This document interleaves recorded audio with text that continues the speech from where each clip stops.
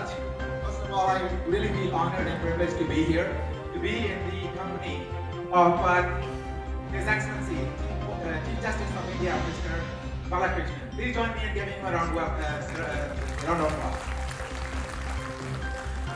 Secondly, I won't go into a lot of details. I just have some questions in my mind which I want to bring forward to the conference. First of all, I'm really glad that this conference is happening. This is a very timely setting. Elections are happening in 2019. My views are that the Constitution is one element of democracy. There are bigger questions. Democracy needs to be safeguarded. But the bigger question is even democracy is in danger? 4 judges of the Supreme Court last year raised alarm bells. Now we're seeing intellectuals being harassed, being arrested. We look at the pillars of democracy in the form of elections. We hear concerns that the electronic voting machines are being corrupted. Sir, Your Honor, with this kind of environment that we're working in, what safeguards can we rely on? What are some of the measures that we have applied? And is it also a time for us to reconsider separate electorate system? As you know, Baba Sahib Dr. Ambedkar ji did not really want this kind of electoral system. He wanted a separate electoral system.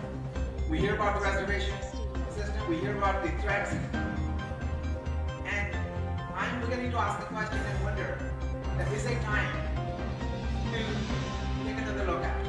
Because unless we take another look at electoral reforms, any of our efforts at lobbying, protecting the Constitution, voting agitation such as Mahatma may not be as successful.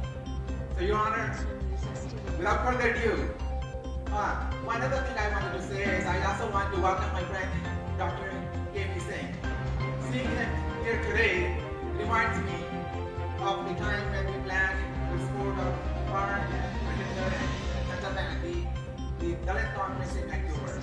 It was the first international Dalit conference under the chairmanship of Brother Dr. K.P. Singh, where we challenged the multinational corporations and the governments to take another look at providing reservation and affirmative action programs in the private sector.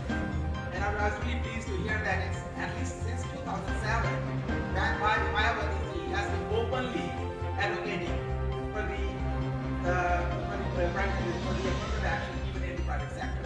So these are good.